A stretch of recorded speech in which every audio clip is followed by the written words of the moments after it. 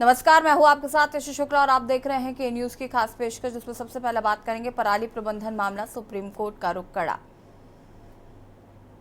Delhi NCR में बढ़ रहे वायु प्रदूषण में सुप्रीम कोर्ट में शुक्रवार को सुनवाई हुई। सुप्रीम कोर्ट ने पराली जलाने के खिलाफ प्रभावी कार्रवाई न करने को लेकर वायु गुणवत्ता प्रबंधन आयोग को कड़ी फटकार लगाई है। आयोग की खिंचाई करते हुए कहा कि आयोग को और अधिक सक्रिय होने की जरूरत है।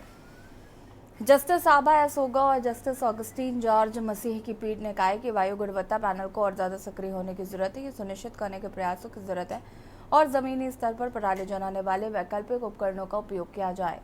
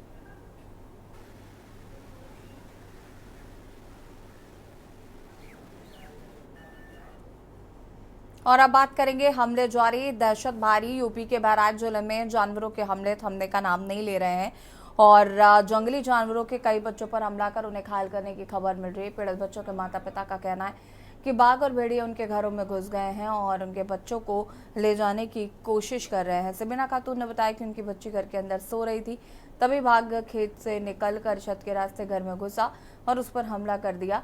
उनका परिवार अपने घर के अंदर सो रहा था जब एक भेड़िया उनके 6 महीने के बच्चे को नींद में उठा ले गया। अपने बच्चे के रोने की आवाज सुनकर वो उसे बचाने के लिए दौड़े। बहराइच मेडिकल कॉलेज के आपातकालीन चिकित्सा अधिकारी डॉक्टर शिवम मिश्रा ने घटनाओं को जंगली जानवरों का हमला बताया और पीड़ितों को लखनऊ में बेहतर इलाज के लिए रेफर किया है।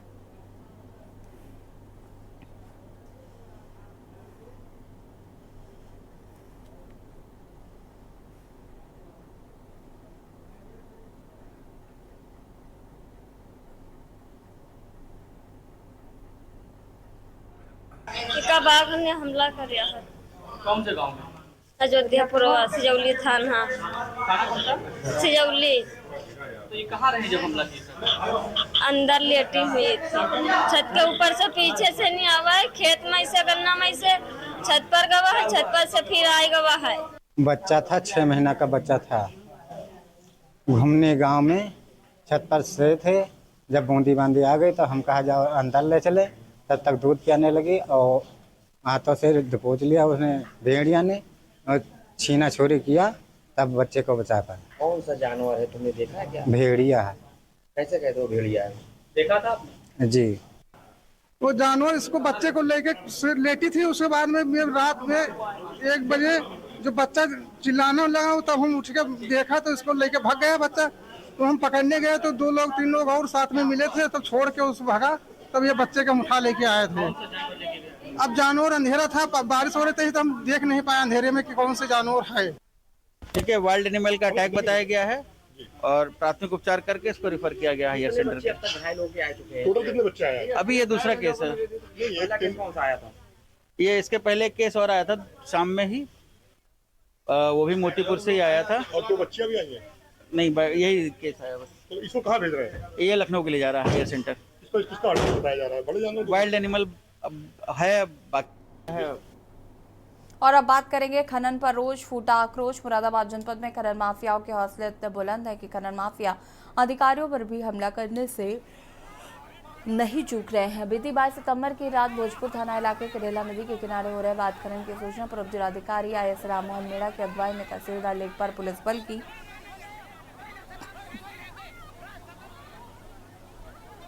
संयुक्त टीम मौके पर पहुंची। मौके पर 2 ट्रैक्टर और एक हाइड्रोलिक के खनन किया जा रहा था। इसी दौरान खनन माफियाओं द्वारा संयुक्त टीम पर हमला किया गया। साथ ही टीम को ट्रैक्टर से रोकने की कोशिश की गई। किसी तरह आईएएस राममोहन मेड़ा ने अपनी टीम को बचाया। वहीं शुक्रवार को पुलिस पर ग्रामीणों ने हमला कर दिया। गांव वालों का कहना था कि अवैध खनन में इस्तेमाल किए जा रहे ट्रैक्टर ने ग्रामीण को कुचल दिया, जिससे उसकी मौत हो गई। ये ठाकुरद्वारा थाने क्षेत्र के अंतर्गत गांव दलपतपुर में सुबह पुलिस को सूचना दी थी कि एक ट्रैक्टर ट्रॉली, जिसमें कि जो ट्रॉली है वो खाली है, एक गांव के पास में खेत में एक युवक का वहां पर बॉडी भी है और ट्रैक्टर ट्रॉली के पास में है, और जिसमें पुलिस के ऊपर आरोप लगाए गए थे कि थाने से 2 सिपाही की इन्वॉल्वमेंट के साथ में इस घटना में उनके द्वारा घटना कार्य की गई है। इस संबंध में थाना प्रभारी के द्वारा संबंधित सीओ और एसपी ट्रैफिक, एसपी सभी के द्वारा मौके पर जाकर सभी तथ्यों की जांच की गई। फील्ड यूनिट के द्वारा साक्ष्य संकलन की इसमें कार्रवाई की गई है। परिवारजन के द्वारा जो आरोप लगाए गए वो गंभीर है। और अब बात करेंगे संदिग्ध दिशा में मौत, बलि का आरोप। हाथरस में तंत्र विद्या के चलते स्कूल की तरक्की के लिए संचालक और बच्चे की बलि देने का आरोप है। पुलिस ने स्कूल संचालक दिनेश और उसके पिता व 3 अन्य आरोपियों को गिरफ्तार कर जेल भेज दिया है। बता दें कि हाथरस जिले के सहपऊ थाना क्षेत्र में राजकवा के जेलबी पब्लिक स्कूल में 8 वर्षीय मासूम प्रताप पढ़ता था, जो कि स्कूल में बने हॉस्टल में रहता था, जिसकी 23 तारीख की रात को संदिग्ध हालत में हत्या की गई। सुबह जब परिजनों को इस बात की जानकारी हुई तो बच्चे का दिव्यांग पिता परिजनों के साथ स्कूल पहुंचा। परिजनों के द्वारा सादाबाद में जाकर दिनेश बघेल को गाड़ी सहित पकड़ लिया गया है। गाड़ी से ही बच्चे का शव भी बरामद हुआ, जिसकी गर्दन पर फंदे के निशान थे। रसगवा स्थित डीएल पब्लिक स्कूल के छात्रावास में एक बालक की दुखद हत्या कारित कर दी गई थी। इस संबंध में वादी की तहरीर पर सुसंगत धाराओं में अभियोग पंजीकृत किया गया था। थाना सहपुर पुलिस द्वारा घटना का सफल अनावरण करते हुए प्रबंधक सहित 5 अभियुक्तों की गिरफ्तारी की गई है और उन्हें न्यायिक अभिरक्षा में भेजा गया है।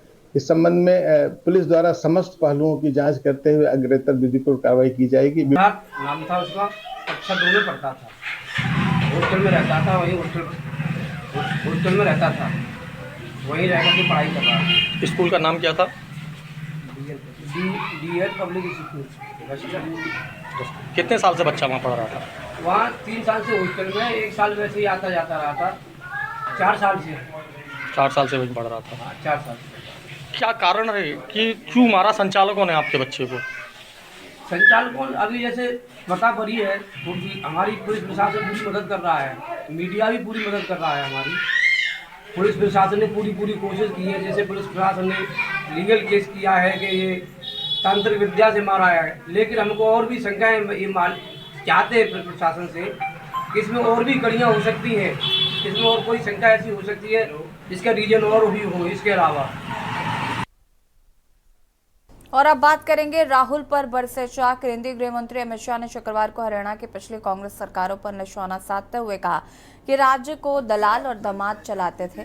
शाह ने कहा कि एक कांग्रेस नेता ने पूर्व सीडीएस विपिन रावत को गुंडा कहा था। कांग्रेस ने हमेशा सेना का अपमान किया है। उन्होंने अपने ये भी स्पष्ट किया कि सरकार देश में आरक्षण को खत्म नहीं होने देगी। शाह ने राहुल गांधी पर निशाना साधते हुए कहा कि राहुल बाबा विदेश जाकर कहते हैं हम तो ST OBC समुदाय का आरक्षण समाप्त कर देंगे। अरे राहुल बाबा, हिम्मत है तो हरियाणा में आकर वही भाषण दीजिए। ये हम पर आरोप लगाते थे कि हम आरक्षण समाप्त करने वाले हैं और अमेरिका जाकर अंग्रेजी में बोलकर आए कि आरक्षण समाप्त कर देंगे। कांग्रेस की सरकारें थी, कट, कमीशन और करप्शन से चलती थी।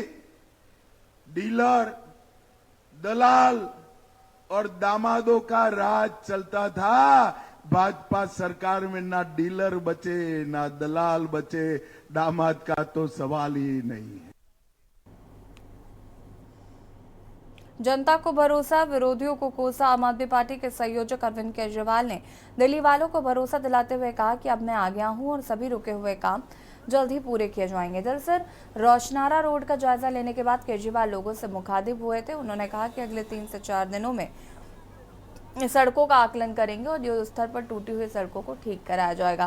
केजरीवाल सीएम आतिशी के साथ सड़कों का मुआयना करने निकले। उन्होंने इस दौरान मीडिया से बातचीत में कहा कि कल भी मैं आतिशी के साथ जीयू गया था। मैंने आतिशी से अनुरोध किया है कि अगले 3-4 दिनों में PWD की सड़कों का आकलन किया जाए। रोशनारा रोड पे खड़े हैं, उसका एक्सटेंशन है। और ये वाली इस पे भी वो चंद्रावल वाटर पाइपलाइन डली है, जिसकी वजह से ये सड़क लोगों ने बताया 7-8 महीने से टूटी हुई है। तो मैं आतिशी जी से यही निवेदन करूंगा कि पूरी दिल्ली में पीडब्ल्यूडी की जितनी सड़कें हैं, इन सारी सड़कों का एक तुरंत अगले 3-4 दिन में एक असेसमेंट करवा लेते हैं। अब हम अपने सारे विधायकों को, सारे मंत्रियों को सड़क पे उतार के एक असेसमेंट कर लेंगे। जो जो सड़कें टूटी हुई हैं, आने वाले कुछ महीनों के अंदर उन सारी सड़कों की युद्ध स्तर के ऊपर रिपेयर हम शुरू कराएंगे, ताकि दिल्ली के लोगों को दिक्कत ना हो। और बुलेटिन में इतना ही। देखते रहिए के न्यूज़ इंडिया। नमस्कार। आप देख रहे हैं के न्यूज़, खबरों का सारथी।